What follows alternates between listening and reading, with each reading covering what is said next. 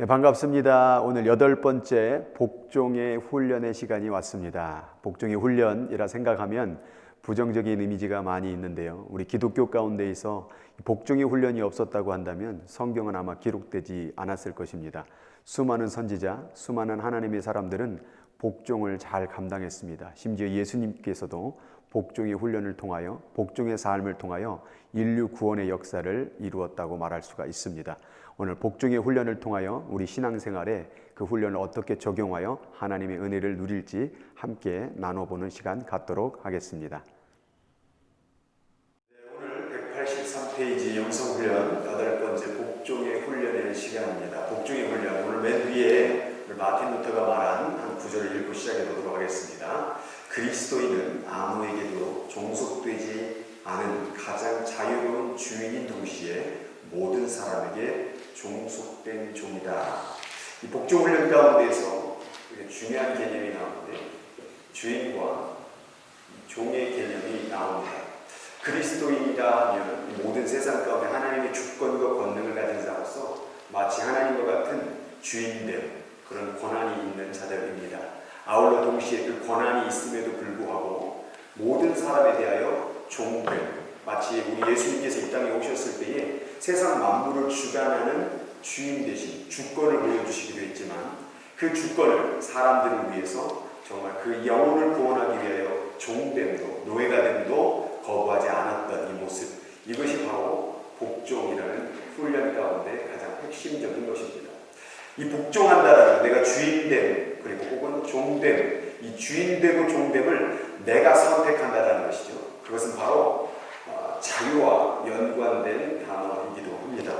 이 복종의 훈련 가운데 무조건 세상의 관념은 넌 무조건 복종해야 돼 라는 관념이 아니라 복종하는 나 자체가 내가 주인됨과 종됨을 선택할 수 있는 자유를 가지고 있다는 사실입니다. 그 자유를 누릴 수 있는 가운데 행하는 복종이 성경에서 말하는 복종의 참된 의미라는 거예요. 어떤 억압하는 자가 나를 강제적으로 하는 복종의 의미가 아니라 자유의 마음 가운데 선택하는데 그 자유의 마음으로 내가 주인됨도 누리며 종됨도 누릴 수 있는 이 자유의 기쁨 가운데 행해지는 것이 바로 복종의 훈련이라는 것입니다. 우리 신앙생활 가운데에서 이 복종이 없다라고 한다면 우리 신앙생활 아마 성경은 쓰여지지 않을 것입니다. 예수님께서도 아까도 말씀드렸지만은 복종하지 않았다면 과연 십자가에 죽으신 사건이 벌어질 수 있었을까? 구약시대 수많은 사람들이 복종하지 않았다면, 순종하지 않았다면 그러한 역사가 쓰여질 수 있었겠는가? 가진 주권과 가진 모든 권한을 있음에도 불구하고 하나님을 위해서, 사람을 위해서 내가 내려놓기도 하고 갖기도 하고 포기하기도 하고 얻기도 했던 이 복종의 훈련이 우리 삶 가운데 어떻게 실천하고 이룰 수 있을지를 한번 고민하며 교육하며 훈련하는 시간을 갖도록 하겠습니다.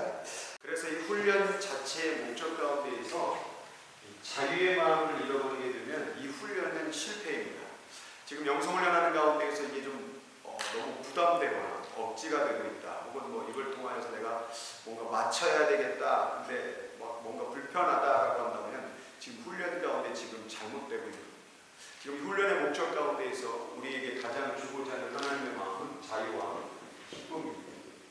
내가 이것을 억지로 누군가 시켜서 하는 것이 아니라 내 스스로가 하나님의 순종하는 마음으로 이 영성훈련을 받겠다고 했고 그 선택 가운데 받는 자유와 기쁨을 누리는 마음으로 이 일을 감당해야 된다라는 것이죠. 왜 그러면 우리가 이 복종의 훈련을 할 때에 왜 강요를 느끼고 이 불편함을 느낄까? 이 훈련을 할 때에 지금 우리가 잊지 말아야 될 것이 있는데 훈련 자체를 지금 목적으로 삼는 분들이 있어요. 지금 우리는 훈련 자체를 목적으로 삼는 것이 아니라 훈련에 대한 목적의 방향, 즉 자유와 기쁨을 누리기 위한 것이 우리의 목적이에요. 이 훈련 자체를 목적으로 삼는 사람은 훈련 자체는 아무런 목적이 없기 때문에 그 안에서 불편함을 느끼고 억압과 강요를 느끼게 되지만 훈련에 대한 목적과 방향 끝이 뭐냐 이 말이죠. 내가 자유와 기뻐하기 위해서 일을 하고 있다는 거예요. 지금이라도 우리 마음 가운데 좀 불편한 마음이 있다면 또 이것이 억압으로 다가온다고는 마음을 다시 한번 묻히시고 이것이 내가 정말 자유하기 위해서 기쁨을 누리기 위해서 하는 훈련이다 생각을 하고 같이 따라와 주시면 감사하겠습니다. 184쪽에 맨 밑에 보면은 이런 말이 있습니다.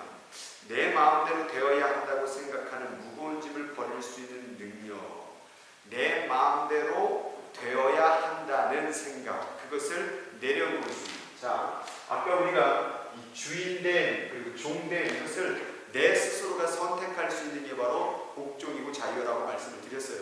그런데 왜 우리가 복종하지 않으면 이 주인됨을 가지고 있는 사람들이 많아요. 항상 내 뜻대로 내 생각대로 되어야 한다라는 이 생각이 이 종됨에 대한 자유를 누리지 못하는 거예요.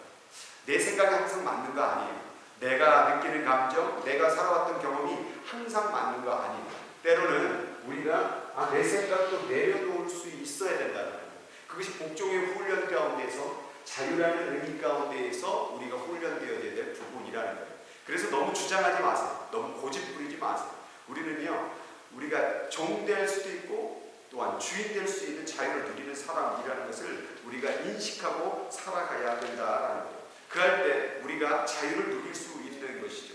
그래서 185쪽에 보면은 이 교인들 가운데서 예가 나오는데, 너무 작은, 어떻게 보면 시간이 지나고 보면 별것도 아닌 문제인데, 이 문제 가운데 절대 이것은 그 사람 뜻대로 되도록 내가 허락할 수가 없다라는, 이 주인됨을 내려놓지 못하고 자기의 뜻을 고집부리기 때문에 서로 반목하고 분열되고 있는 예를 설명하고 있다라는 것이죠.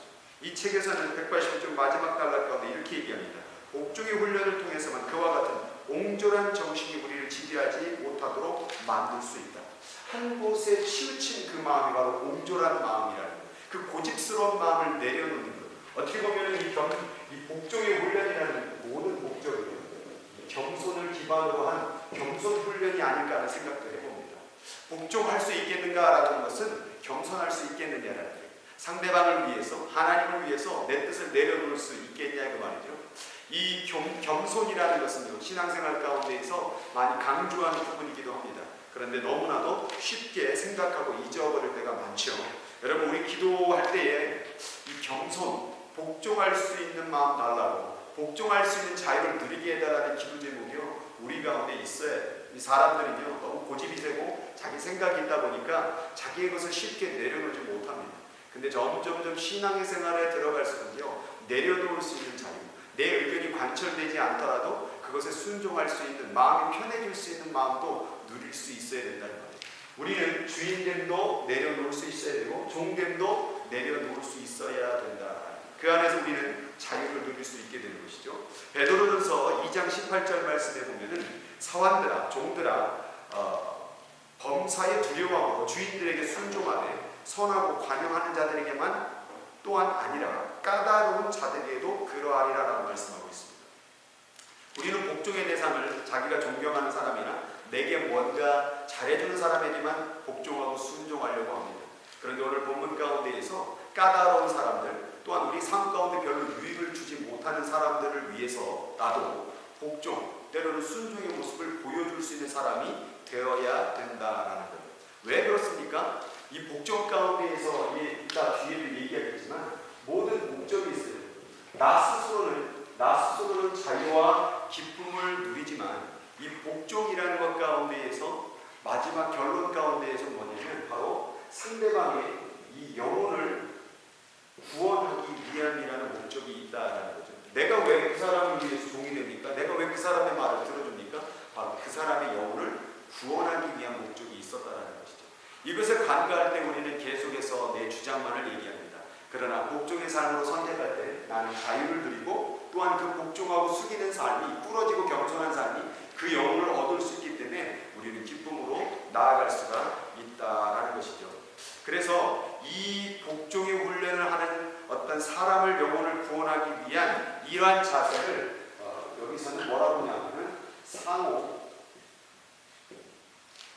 종속 관계, 서로 간에 종속되어질 수 있는 관계라는 거예요. 그래서 상대방이 나의 주인 되기도 하고 내가 그의 종 되기도 하고 또 내가 그의 주인 되는 모습도 보이기도 하지만 또 그 사람을 또 종됨으로 받아들일 수 있는 여러 가지 종속, 서로 간에 상호 복종하는 그래서 성경 가운데 피차 복종하라라는 말이 나옵니다. 서로 쌍방간에 어느 한 사람만 주인됨이 아니라 너도 주인 될 수 있고 나도 주인 될 수 있고 또한 너 또한 종도 될 수 있고 나도 종도 될 수 있다라는 교회는요 서로 상호적으로 종속적인 이런 주인과 종됨을 서로 나눌 수 있는 관계가 되는 게 복종의 관계라는 거죠.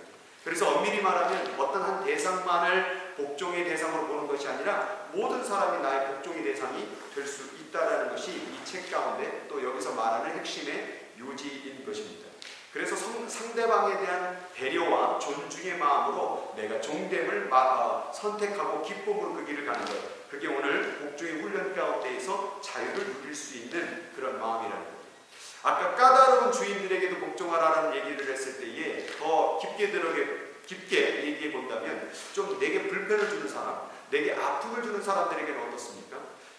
오늘 이 챕터에서 우리들에게 훈련을 요구하는 것은 내 마음을 상당하게 불편하게 하는 사람, 원수 같은 사람에게도 바로 내가 종됨을, 그 복종의 모습을 보여줄 수 있겠냐 이 말이죠. 우리는 그런 사람들에게 절대 그 모습을 보여주지 않으려고 합니다. 그러나 오늘 이 본문 가운데에서 내 마음을 아프게 하고 괴롭게 하고 원수된 자에게도 복종의 자유를 선택할 수 있는 그런 훈련이 우리 마음에 내재되어야 된다라고 우리들에게 얘기하고 있다라는 사실입니다. 그래서 187쪽의 소제목으로 시금석이라는 제목으로 그 다음 챕터가 이어지는데요. 이 시금석, 정말 중요한 하나님의 이 복종의 훈련의 말씀 가운데에서 우리가 나눌 구절이 뭐냐면 예수님이 하신 말씀 마가복음 8장 34절의 말씀입니다. 이것은 복종의 훈련의 시금석의 말씀입니다. 여기 이렇게 되어 있습니다. 누구든지 나를 따라오려거든 자기를 부인하고 자기 십자가를 지고 나를 따를 것입니다. 예수님을 따라가기를 원한다고 한다면 자기를 부인하라고 얘기하고 있습니다. 여기서 책 가운데서 중요한 개념이 나오는데 자기 부인과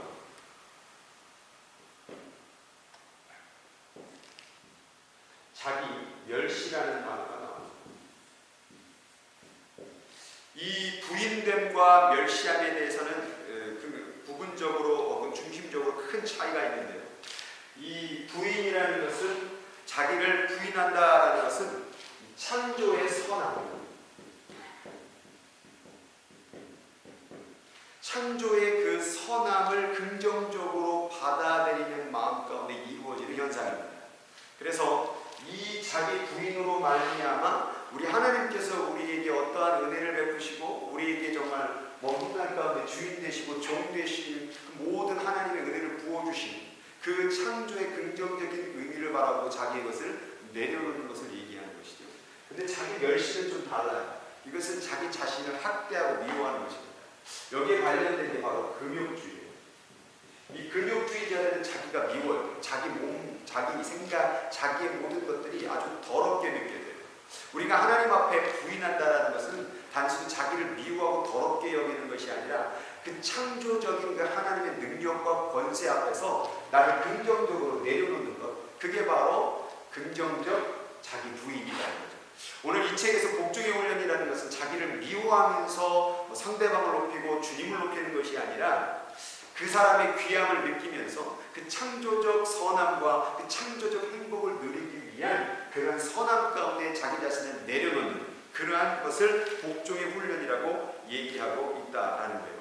그래서 우리가 이게 복종의 훈련이 자기 부인이 아니라 자기 멸시가 아니라 자기 부인이 될 수 있도록 이렇게 우리가 훈련을 해야 된다라는 거예요. 결국에는 189쪽의 맨 밑에 보면은 우리는 자기 부인이 다른 사람에게 양보할 수 있는 자유를 의미한다. 이것을 강조해야 된다. 이것은 자기 이익보다 다른 사람의 이익을 우위에 둔다라는 것을 의미한다. 그러므로 자기 부인은 자기 연민에서 벗어나 자유롭게 한다라고 되어 있습니다. 그래서 우리가 상대방을 위해서 상대방의 기쁨과 자유를 누리기 위해서 나를 잠시 내려놓는 거죠. 왜냐하면 그 사람의 유익과 그 사람의 기쁨을 선물해 주기 위함이라는 것이죠. 결국 이러한 것이 결국 뭐로 얘기하느냐, 이 과정은 결국 자아를 성취하게 되는, 나를 정체성을 찾게 되는 그러한 목적이 있었다는 거예요. 자기 멸시로 하게 되면 자아가 성취되는 게 아니에요. 정체성을 찾는 게 아니에요. 자기 자신이 사라지는.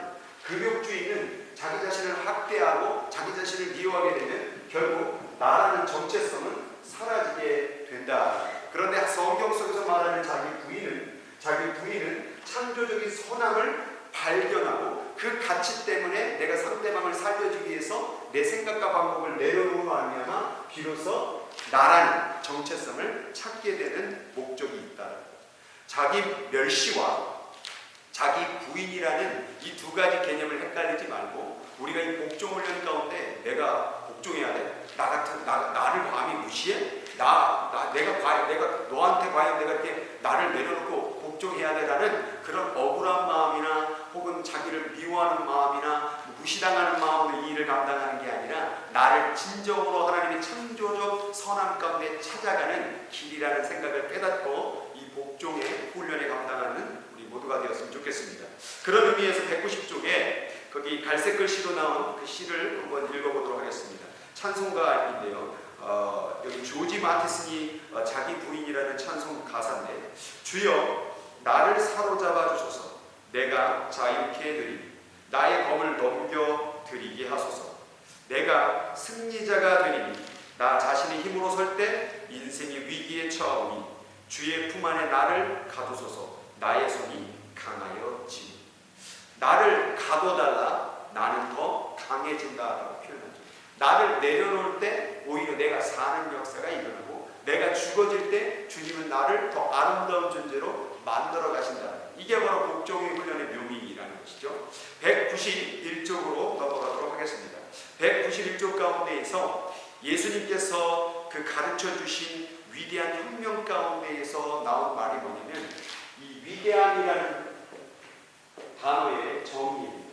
세상 가운데 위대함이라는 것은 주인 될 때만 얻어지는 명예고 영광입니다. 그런데 예수님은 이러한 개념을 완전히 뒤집어 엎습니다. 이것을 무엇으로? 복종이라는 혹은 겸손이라는 단어로 위대함을 표현해 주십니다. 그래서 누구든지 자기를 낮추고자 하는 자는 높아지리라는 이런 놀라운 모습을 보여주셨고, 예수님이 실제적으로 자신의 삶을 왕됨이 아니라 종으로서 왕됨을 표현해 주셨다는 사실이죠. 이 예수님의 복종의 모습을 바라보게 되면 192쪽 속에 십자가의 삶을 지셨던 모습들, 또한 여자들을 진지하게 대해 주셨던 모습들, 어린아이들을 상대해 주셨고 제자들의 발을 씻기셨고 십자가를 지셨던 삶, 그리고 천군 천사를 부를 수 있음에도 불구하고 그 도움을 받지 않았고 종으로서 섬겼던 그의 삶은 결국 자기 부인을 통한 고난을 통한 승리의 삶, 결국 자아정체, 자아성취, 아름다운 하나님의 복종의 훈련의 열매를 우리들에게 보여주셨다는 거예요. 그래서 우리는 이 예수님의 복종의 훈련을 우리의 삶의 각 영역으로 옮겨야 되는데, 특별히 에베소서의 말씀에 보면은 가정이라는 가운데에서 이 복종의 삶을 요구합니다. 그래서 에베소서 5장 21절에 보면 그리스도를 경외함으로 피차 복종하라는 말이 나옵니다. 그리스도를 경외함으로, 내가 하나님을 믿음으로 서로가 복종해야 된다고. 그래서 내가 주이니까 너 나에게 복종해야 돼가 아니라, 내가 사장이니까 너만 복종해야 돼가 아니라, 사장이라고 할지라도 나도 너에게 복종할 수 있어. 또한 너가 종이라고 할 수 있지만 나에게 지시할 수도 있어. 이렇게 서로가 주고받는 복종의 훈련이 되어지면 이 공동체는 건강한 공동체고, 그 가정은 너무나도 행복한 가정이 될 수가 있겠죠. 그래서 가장 먼저 요구한 게 뭡니까?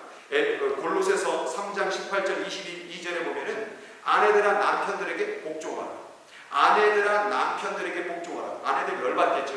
감히 내가 아내가 항상 우리 아내만 복종해야 돼? 심지어 자녀들아 모든 일에 부모에게 순종하라. 또 종들아 육신의 상전들에게 순종하라고 나옵니다. 이 말씀을 읽을 때 어떠세요? 열받고 화나세요?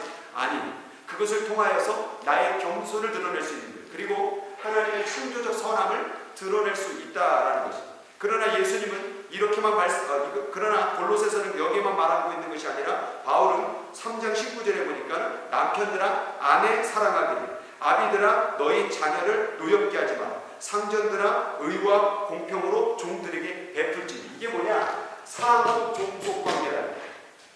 서로가 주인 될 수도 있고 종 될 수도 있는, 그것이 나만의 주인됨이 내 것만이 아니라 너의 것도 될 수 있다는 거예요. 또한 종됨이 내 것만 된 게 아니라 너의 것도 될 수 있다는 거예요. 그런데 이것을 서로에게 중요한 게 있습니다. 절대로 강요해서는 안 된다는 거예요. 내가 할 수 있는 것은 그 사람의 유익을 위해서, 그 사람의 영혼을 위해서 때로는 주인됨도 때로는 종됨도 선택할 수 있어야 된다. 그런데 우리는 이것을 강요를 시키면 안 돼요. 네가 종이니까 순종해야지, 복종해야지, 안 돼요. 네가 아느니까 복종해야지, 안 돼요. 자기 스스로가 그것을 선택할 수 있도록 우리가 뭘 보여주냐? 복종을 그에게 먼저 보여주는 거예요. 내 조목원에게 복종을 먼저 보여주는 거예요. 내 아랫사람이 그것을 먼저 보여주는 거예요. 내 배우자에게 복종을 먼저 보여주는 거예요. 그럴 때에 이 사람이 남편인데도 불구하고 나한테 복종하네, 사장인데 나한테 복종하네, 이 모습을 통해서 그들이 배운다 그 말이에요. 그래서 우리가 서로가 만들어가는 상호 종속적 관계를 만들어가는 것이 바로 복종 훈련 가운데 핵심이라는 것이죠. 그래서 예수님은 이 땅 가운데 우리들에게 그 인간들에게 복종하는 모습을 우리들에게 보여주셨다라는 것이죠. 이 육신의 상전들에게 순종하라라는 골로새서 3장 22절 가운데 나오는 말씀은 우리들뿐만 아니라 그때 당시의 사람들에게는 충격적이었어요. 왜냐하면 육신의 상전들에게 종들이 순종하는 것은 뭐예요? 당연한 거예요. 당연한 것을 왜 얘기했을까요? 그때 당시에 종들은요, 너무나도 억울하게 당하고 핍박당하고 강요에 의해서 복종을 하고 있었어요. 그런데 강요에 의해서, 억압에 의해서 복종하는 그들에게 종들아 육신의 상전들에게 복종하라 그 말은 억압과 강요가 아니라 너희들의 자유의 마음의 선택으로 그것을 해야 된다라고 얘기하고 있는 거예요. 그것을 누가 시켜서 하지 말고 자유의 마음으로 그것을 순종하라고 명령하고 있다는 것이죠. 그래서 이 상호 종속적 관계의 핵심은 내가 자유의 마음으로 내가 그 복종의 삶을 선택하는 모습을 해야 된다라고. 그래서 성경은요, 겉으로만 복종하지 말고, 겉으로만 순종하지 말고 너의 마음으로부터 우러나오는 그 마음의 상태로 복종해야 되는, 내면까지도 복종을 요구했다라는 사실이죠. 그래서 우리가 이 관계를 통해서 조금 더 깊게 들어가면 상호 종속 관계를 내면적까지, 이거를 다른 말로 내면적 상호 종속 관계를 유지하는 것. 겉으로뿐만 아니라 내 속에서부터 그 사람을 복종의 대상으로, 그 사람을 내가 섬길 수 있는 대상으로, 그것을 내가 무릎 꿇는, 그 사람 앞에 무릎 꿇는 것을 기쁨으로 선택할 수 있는 내면의 상호 종속 관계가 서로가 이루어질 때, 너도 나도 그렇게 이루어질 때, 이게 바로 주님께서 원했던, 성경에서 원했던 종속 관계, 복종의 관계였다는 거죠. 그래서 실제로 빌레몬서라는 성경을 읽어보면 오네시모가 종이었는데 도망갑니다. 그런데 나중에 바울이 권면해서 오네시모가 빌레몬에게 찾아갑니다. 다시. 그때 당시에 종이 도망가면 죽어야 돼요. 그런데 빌레몬이 오네시모가 들어왔을 때 이 종이 감히 나한테 복종하라고 도망가서 그러지 않습니다. 그를 형제로 받아들입니다. 그를 주인처럼 받들어줍니다. 그럴 때에 이 오네시모는 이 자기를 받아준, 자기를 주인으로 인격으로 높여준 그 빌레몬을 향하여 평생 자기 자신의 생명보다도 오히려 종됐을 때보다 더 많은 사랑으로, 헌신으로, 순종의 삶을 보이는 형제의 삶으로서 이 빌레몬과 오네시모의 관계를 내적 상호 종속 관계로 만들어버립니다. 이게 둘이 같이 만들었다는 거예요. 교회는요, 이게 이루어져야 돼요. 가정은요, 이게 이루어져야 돼요. 오늘 나는요, 그걸 못하면 안 된다는 거예요. 누군가에게 내 생각을 내려놓느니, 누군가를 위해서 내가 종됨을 정말 갖는 것을 불편하게 만드는 그 마음을 고치는 이러한 일들을 해나갈 때에 우리는 거기서부터 복종의 자유의 기쁨을 누릴 수가 있다라는 거예요. 그래서 우리가 이 상호 종속적 관계 가운데에서 핵심이 뭐냐? 주인도 필요하고 종도 필요해요. 때로는 누가 지시할 사람도 필요해요. 그리고 때로는 그 말을 들어줄 사람도 필요해요. 또 내가 오늘은 지시하는 사람일 수 있지만 내가 그 사람의 말을 들어줄 시간이기도 한 거예요. 그래서 이것이 한 번이 아니라 계속 주고받아야 된다는 말이에요. 교회 가운데서도 이 목사와 성도들의 관계가 그렇게 돼야 돼요. 목사의 말에 성도들이 복종해야 돼요. 또한 성도들의 말을 우리가 목사라고 할지라도 성도들에게 그 말을 안 듣는 것, 귀를 막는 것도 안 돼요. 들어줄 수 있어야 된다. 예수님이 그 사람들의 이야기, 여자의 이야기, 가늠한 이야기, 또 가늠한 자의 이야기, 또 그런 가난한 사람들의 이야기를 들어줬듯이 지도자들도 자기의 밑에 있는 사람들에게 또 여러 사람의 이야기를 들어줄 수 있는 복종의 삶을 훈련해야 된다는 거죠. 그래서 이것을 한마디로 이렇게 표현할 수 있어요. 너가 있음으로 내가 있을 수 있다. 여러분, 내가 주인이에요. 근데 종이 없어요. 그럼 내가 주인 될 수 있어요? 될 수 없어요. 내가 주인이 되려면 종이 있어야만 내가 주인이 되는 거예요. 그러면 그 사람이 나와 함께 해주니 감사하지 않습니까? 너가 있음으로 내가 주인의 대접을 받는구나. 그러니까 너가 귀해. 이게 바로 복종의 훈련 가운데 핵심입니다. 너가 있음으로 내가 있는 것이고 내가 있음으로 너가 있는 것이니 우리 주인됨과 종됨을 서로 공유하며 함께 하나님의 나라를 이루어가자. 이게 교회 공동체 가운데 가장 중요한 모습이라는 것입니다. 우리 페이지 198쪽으로 넘어가면요. 그럼에도 불구하고 이 복종에 대한 한계가 있어요. 한계. 무조건 그러면 우리는 막 주인됨에 순종하며 복종을 해야 되겠느냐? 이렇게 말하고 있어요. 베드로전서 2장 13절 14절에 인간의 모든 제도를 주를 위하여 순종하되 혹은 위에 있는 왕이나 혹은 총독에게 하라. 나라에 대해서 총독에 대해서 순종하라고 복종하라고 말을 하고 있습니다. 그런데 사도행전 4장 19절 20절 사도행전 5장 29절에 보면은 사람보다 하나님께 순종하는 것이 마땅하니라라고 말하고 있어요. 사람보다 하나님께 순종하는 것이 마땅하다. 또 사도행전 4장 19절 20절에 하나님 앞에서 너의 말을 듣는 것이 하나님 말씀 듣는 것보다 더 옳은가 판단하라. 우리는 보고 들은 바를 말하지 아니할 수 없다라고 말하고 있죠. 무슨 얘기일까요? 복종의 한계가 있어요. 그것은 뭐냐? 말씀을 하나님이 주신 이 말씀을 절대로 깨트리지 않는 범위 안에서 복종해야 된다. 내가 사장에게, 내가 나라에게, 내가 누군가에게 복종하는 건 맞아요. 순종해주고 그 얘기를 들어주는 건 맞아요. 근데 성경에 위배되는 것을 내가 복종할 수가 없어요. 그 사람이 나에게 도덕질을 요구하고 간음을 요구하고 범죄를 요구한다면 들을 수 없어요. 지금 이 코로나 시기 가운데서 그걸 요구하는 것 같아요. 왜 우리가 교회에서 예배를 드리고 있습니까? 우리가 예배에 대한 것이 하나님을 향한 그 진실한 마음을 드리는 하나의 명령이기 때문에 아무리 나라법이라고 할지라도 그것을 우리에게 방해하고 하지 말라고 할지라도 우리가 들을 수 없다라는 그런 논리도 필요하다는 거죠. 만약 이 국가가 우리 기독교를 못 믿게 한다면 그 나라법을 지킬 수가 없다라는 거죠. 복종도 한계가 있습니다. 바로 말씀이라는. 그래서 부모를 순종하라고 말할 때도 주 안에서 너의 부모를 순종하라고 말하고 있습니다. 주 안에서라는 복종의 한계가 있다라는 것이죠. 그런데 이 과정 가운데 좀 어려운 부분들이 많아요. 이 199쪽에 보면 거기 여러 가지 예가 나오는데 교사가 학생에게 부당한 점수를 주는 경우는 어떻게 해야 될까? 또 고용주가 정실관계에서 근거하고 고용인을 승진시키는 그냥 자기가 잘 안다고 승진시키는 일을 몰아볼 때는 그런 모습을 보면 어떻게 해야 될까? 이런 인간 사회를 살다 보면요. 그렇다고 성경 밖에 나왔다고 내가 그냥 한순간에 너는 복종의 대상이 아니야. 이렇게 하기가 끊어내기가 쉽지 않다는 거예요. 그래서 항상 우리가 무슨 말이나 무슨 생각이나 무슨 의견을 제시할 때에 이 복종의 삶 가운데 하는 내가 어떻게 행동해야 됩니까? 라는 그런 지혜가 필요한데 오늘 책에서는 199쪽 맨 밑에 이렇게 얘기합니다. 성령은 마음의 생각과 의도를 정확하게 분별하시는 분이다. 성령은 우리의 현재의 스승과 예언자가 되시는 분이다. 그러므로 성령은 모든 상황에서 우리들이 할 바가 무엇인지를 가르쳐 주신다라고 말하고 있습니다.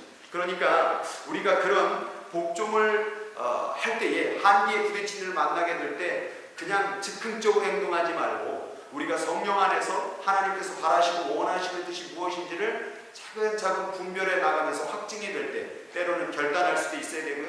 때로는 그 관계가 끊어질 수도 있다라는 거죠. 그래서 항상 이 복종의 한계에 있어서는 너무 쉽게 결단하지 말고 하나님의 말씀과 성령을 통하여서 끝까지 면밀히 확인하고 점검하여서 그 한계를 정하시면 될 것 같습니다.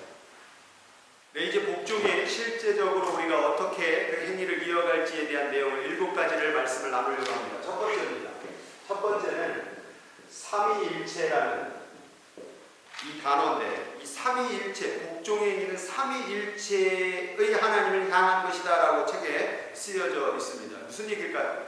이 삼위일체라는 모습은 성부와 성자와 성령 이 세 인격이 마치 서로가 상호 종속적인 관계를 우리들에게 보여줍니다. 하나님이 어떻게 보면 제일 높은 분이기도 하지만 때로는 그 하나님은 예수 그리스도의 음성을 듣기도 하고요. 또 예수 그리스도의 사역에 성령께서 돕기도 하고요. 그 성령은 또한 성부 하나님과 같이 연결하고 교통합니다. 이 삼위일체를 가리켜 하나 되심이라고 얘기하는데 누가 위에 있고 누가 밑에 있는 관계가 아니라 서로가 상호 종속적으로 때로는 하나님이 주인 되시기도 하고 심지어 이 세상 만물의 주는 누구라고 그럽니까? 우리 예수 그리스도라고 얘기하고 그러니까 주인이 예수 그리스도 되기도 하고 성자가 되기도 하고 성령이 되기도 하고 이 서로가 상호 종속 종됨과 주인의 관계가 서로 막 바뀌는 이 하나 되심을 바라보면서 아 이런 관계가 바로 우리들에게 요구하시는 모습이구나 라는 것을 깨달아야 된다는 거예요. 그래서 여러분들이 항상 이 삼위일체를 위한 이 관계를 우리의 삶 가운데 이루기 위해서 아침마다 일어날 때마다 여러분들이 해야 될 기도의 제목이 있습니다. 그것은 뭐냐면 아침에 일어났을 때 하나님 오늘도 복종의 삶을 살게 하여 주시옵소서. 내 생각, 내 방법, 내 감정, 내 의지가 아니라 하나님을 위해서 그리고 내 자신을 위해서 그리고 그 사람을 위해서 복종하는 삶을 살기를 원합니다. 이것이 우리들 가운데 필요하다라는 것이죠. 두 번째는 이 복종의 행위는 성경에 대한 것이다. 복종은 세상의 어떤 권력과 주권 앞에 무릎 꿇는 비겁한 행위가 아니라 성경적인 말씀의 명령이라는 거예요. 그래서 우리가 항상 성경에서 말하는 이 요구, 항상 복종해야 된다. 너는 겸손해야 된다. 하나님을 위해서, 너를 위해서, 생명을 위해서 너를 내려놓을 수 있어야 된다라고 말을 하고 있죠. 그래서 성경 가운데서는 이렇게 늘 얘기합니다. 복종하라고 그러니까 그냥 아무 말이나 다 듣고 그냥 순종하는 게 아니라 빌립보서 4장 9절에 보니까 너희는 내게 배우고 받고 듣고 본바를 행하라라고 이게 바로 복종이에요. 너희는 내게 배우고 받고 듣고 본바를 행하는 거예요. 그러니까 이걸 행하기 위해서는 읽어야 되겠고 배워야 되겠고 그대로 우리가 복종의 삶, 성경의 삶을 살아가야 되겠죠. 지금 영성훈련 가운데서도요. 정말 이 훈련을 통해서 하나님의 은혜와 축복과 자유를 누릴 수 있는 시간을 여러분들에게 주고 있습니다. 같이 배워야 됩니다. 같이 들어야 됩니다. 그것에 대해서 순종해야 됩니다. 근데 지금 이걸 하면서도 어떤 분들은 숙제 안 내는 분들도 있고 좀 대충 하는 분들도 있는 것 같아요. 여러분 그것 가운데도 순종해야 됩니다. 기왕 시작한 거라면 지도자와 함께 같이 순종할 수 있어야 됩니다. 가르쳐 주실 때 겸손한 마음으로 받아들여야 됩니다.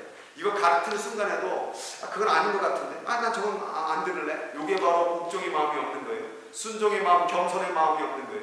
여러분 배움을 갖는다는 것은요 겸손의 기초입니다. 겸손의 시작은 배우는 거예요. 예수님이 수고하고 무거운 짐 다 오라고 그러고 내게 와서 뭐라고 그랬어요? 배우라고 말합니다. 하나님의 뜻을 알기를 원합니까? 배우세요. 기도가 뭔지를 알기를 원합니까? 배우세요. 예배에 대해서 배우세요. 또 부족하지만 저를 통하여 배우세요. 겸손의 모습으로 복종의 훈련을 배움을 통해 지금 훈련하고 있는 것입니다. 지금 좀 피곤하다고 자세가 지금 틀려지면 안 됩니다. 정자세로 똑바른 마음으로 열심으로 겸손으로 숙제도 열심히 하시고 순종의 모습으로 잘 감당하기를 바랍니다. 자, 세 번째는 이 복종의 대상 가운데 이것은 가족을 위한 것이다라고 얘기를 합니다. 가족 가운데에서 가장 있어야 될 개념이 오늘날의 복종입니다. 이 복종이 없기 때문에 가정이 깨집니다. 남편들은 아내에 향한 그 복종을 요구하다가 깨지고 또 남편들은 내가 너에게 왜 복종해야지라는 것 때문에 깨지고 자녀들은 엄마 아빠 말로 내가 항상 왜 들어야 돼? 이 복종의 개념이 깨졌기 때문에 그래요. 이거 왜 그렇습니까? 아까도 말했지만 내적인 상호 종속 관계가 깨졌기 때문에 항상 아빠만 왕 되려고 해요. 항상 아빠가 주인 되려고 해요. 항상 애들은 종이 되어야 되는 그 강요가 결국 가정을 파괴시켰다는 거죠. 우리 가정 가운데에서 서로가 주인되고 종되고 아빠라고 할지라도 때로는 종되기도 하고 엄마라고 할지라도 자녀들에게 그 종됨으로 아이들에게 가르쳐주고 때로는 아이들은 열받았다고 자기 마음대로 하지 말고 아버지가 주인 되심을 바라보는 말도 듣기도 하고 이렇게 서로가 상호 종속 관계가 될 때에 가정이라는 속에서 우리는 복종의 훈련을 할 수가 있다는 거예요. 네 번째로는 이웃에 대한 얘기가 나옵니다. 이웃에 대한 복종을 해야 됩니다. 이웃이 있다 보면 홈레스, 가난한 사람, 돈 없는 사람, 또 세상에서 약자들, 복종의 대상으로 나오면 내가 왜 그 사람의 얘기, 저 홈레스의 얘기를 내가 왜 들어? 여러분, 우리가 홈레스에게 뭔가 돈을 주고 뭐 음식을 가져다 주고 이런 모습도 하나의 귀한 섬김의 모습일 수도 있습니다. 그런데요, 복종의 모습 가운데에서 더 내면적으로 들어가면요, 홈레스의 얘기를 들어줄 수 있습니다. 여러분, 순종이라는 단어가 성경에, 순종이라는 단어가 들음이라는 원뜻을 가지고 있어요. 복종의 시작은요, 들어주는 거예요. 들어야 뭐 그걸 행할지 말지 결정할 거 아니에요. 들어줘야 됩니다. 들어줌으로 말미암아. 그래서 홈레스가 무조건 내가 너 돈 줬으니까 넌 받아야 돼. 내가 너에게 음식을 줬으니까 넌 받아야 돼. 너는 그럴 이건 복종이 아니에요. 먼저 홈레스라고 할지라도 너가 원하는 게 뭔지를 들어줘야 되겠죠.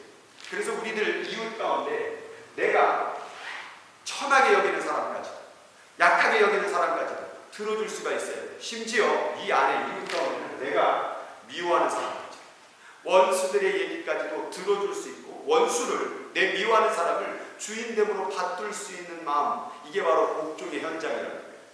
복종이라는 것은 어떤 하나님의 그 말씀, 하나님의 위대한 그분에게만 향한 것이 아니라 그 하나님이 우리들에게 주신 모든 사람에게 펼쳐져 있다는 거예요. 그래서 삶은 가정이나 교회나 이웃이나 모든 것이 다 복종의 삶을 실천할 수 있는 장소가 된다라는 것이죠. 네 번째, 다섯 번째는 교회입니다. 여러분, 교회 가운데에서 가장 큰 게 무엇이겠습니까? 교회 안에서 복종하십시오.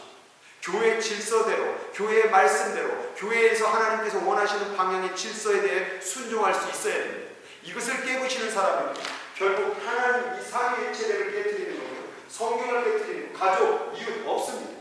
나는 뭐 하나님께만 순종하고 뭐 이런 사람 다, 결국 이 사람들이 다 교회예요. 결국 작은 공동체, 큰 공동체, 이웃의 공동체, 교회 공동체입니다. 근데 오늘날에 이 교회 공동체 와서 복종의 훈련을 안 하는 사람이 많습니다. 그것을 교만이라고 얘기하는 거예요. 복종의 훈련은 겸손의 훈련입니다. 교회가 잘 되기를 원합니까? 복종하십시오. 그 복종의 삶 가운데 내가 죽어지고, 이것은 나를 미워하고 멸시하는 것이 아니라 자아성취, 아름다운 나를 찾아가기 위함이고 하나님의 뜻을 이루어가기 위함이라는 거예요. 그래서 초대교회는요, 모든 성도들이 사도들의 말을 들습니다. 사도들의 지시에 가르침에 따라 신앙생활을 합니다. 물건을 가져오라면 가져옵니다. 재산도 가져옵니다. 나누라면 나눕니다. 근데 만약에 사도가 가져와라 그랬을 때에 내가 왜 너의 말을 들어야 돼? 이렇게 됐을 때 복종이 깨집니다. 신앙생활 가운데 복종이 깨지면 성경이 쓰여질 수가 없듯이 교회가 이루어질 수가 없습니다. 불편하지만, 때로는 내가 마음에 안 들지만, 그러나 그것을 내면으로 진실의 기쁨의 마음으로 복종하면요, 그 사역자는, 그 지도자는 여러분을 위하여 더 엎드림으로, 복종함으로, 순종함으로 여러분에게 큰 은혜를 베풀어 줄 겁니다. 이러한 상호 종속적 관계가 되어질 수 있는 장소가 바로 가정이요, 교회요, 이웃이라는 거예요. 오늘 여섯 번째는 하나 더 얘기하죠. 근데 다 똑같이 들어있는 것입니다. 내가 상처받은 사람이나 멸시하는 사람, 심지어 원수라고 했었죠. 원수의 대상하게도 복종할 수 있겠네요. 우리는 원수를 무시하거든요. 내가 마음에 안 드는 사람 얘기 절대 안 듣거든요. 그게 교만이에요. 우리가 하나님 앞에 복종의 훈련을 한다는 것은 내 마음에 들고 싶은 것만 순종하는 게 복종 얘기 아니에요. 어떤 사람이든 간에 복종할 수 있어야 된다. 그것을 성경 가운데서 우리에게 훈련을 요구하고 있다. 또한 이 복종은 더 나아가서 이제 전 세계까지 나아가. 내 나라가 아니니까 그 사람 얘기 들을 필요 없어. 내 나라가 아니니까 죽든지 말든지 상관없어. 이건 복종의 훈련을 모르는 사람입니다. 모르는 사람, 모르는 나라까지도 내가 품을 수 있고 들어줄 수 있는 이 복종의 훈련을 해야 된다라고 말하고 있는 것입니다. 오늘 이 책 가운데에서 우리가 살아가는 모든 삶의 영역 속에서 우리는 복종의 삶을 훈련할 수 있는 여러 대상들이 있다는 것을 알 수가 있습니다. 사람들은 다 주인만 되려고 합니다. 아무도 종되려고 하지 않습니다. 심지어 제자들도 그랬습니다. 근데 예수님께서 먼저 팔을 씻으면서 보여주셨습니다. 종됨을 보여주셨습니다. 그 종됨을 통하여 사람들에게 복종의 모습으로 살아가라, 복종의 모습으로 구원을 이루라고, 복음을 전하라고 그렇게 하나님께서 우리들에게 명령했습니다. 성경은요, 복종할 때에 그 뜻이 이루어졌고요, 복종할 때에 성경의 역사가 이루어졌습니다. 사도들도요, 하나님 앞에 복종했습니다. 사도들도요, 성도들에게 지시만 한 게 아니라 본인도 때로는 멱살 잡히고 때로는 매맞으면서 복종의 길을 걸어갔습니다. 우리가 목회자라고 할지라도 복종의 삶을 훈련하는 건 당연하고요, 성도라고 할지라도 서로가 복종해야 됩니다. 그래야 가정, 이웃, 교회 모든 공동체가 서가게 되는 것입니다. 실제적으로 신앙생활을 한다는 것은 단순히 앉아서 추상적으로 기도로만 끝나는 것이 신앙생활이 아닙니다. 우리는 실제적으로 복종하는 것을 훈련해야 됩니다. 우리 2부 훈련 가운데에서 가장 외적인 훈련 가운데 처음 배웠던 게 뭡니까? 그 처음의 훈련이 바로 단순성의 훈련입니다. 내 것이 아니다, 소유권이 내 것이 아니다라는 것을 훈련을 배웠고요. 그 다음 나오는 게 뭐였습니까? 홀로 서는 거 훈련되었습니다. 홀로 서는 이유는 뭐였습니까? 결국 단체로 돌아오기 위해서라고 했죠. 사람을 살리기 위함이었다라는 것이죠. 또한 그 다음에 나오는 것이 바로 오늘 복종의 훈련입니다. 이런 외적인 실제적인 훈련을 하지 않고 단순히 추상적인 기도로만 끝내버리는 우리의 신앙생활을 더 영역을 확대해야 됩니다. 예배 시간만 드리는 게 예배 시간이 아니라 삶의 영역으로 더 확대해야 됩니다. 그럴 때에 우리는 그 안에서 누리는 자유와 기쁨을 누리게 될 줄로 믿습니다. 오늘 이 복종의 훈련을 통하여 여러분 만나는 가정, 만나는 사람, 만나는 교회 공동체 여러 상황 속에서 복종의 대상으로 삼고 한번 잘 훈련하셔서 실천하셔서 그 기쁨과 자유를 누리는, 그래서 나도 기쁨을 누리고 그 사람도 기쁨을 누릴 수 있는 그런 아름다운